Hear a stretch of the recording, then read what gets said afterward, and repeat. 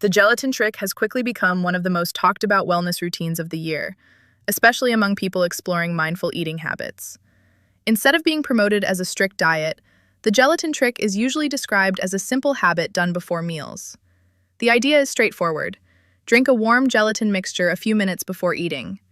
Many people say that after trying the gelatin trick, they feel more satisfied during meals and tend to eat more slowly and intentionally. Some nutrition discussions suggest this could be related to the way gelatin behaves when it absorbs water. What makes the gelatin trick appealing is its balanced and low-pressure approach. It isn't meant to replace meals or force restrictive dieting. Most sources simply recommend moderation, proper hydration, and speaking with a professional if you have specific health concerns. Because it's simple, affordable, and easy to try, the gelatin trick continues to gain attention online. If you're curious about how the gelatin trick works and how people are using it in their daily routines, you can find more information in the first comment.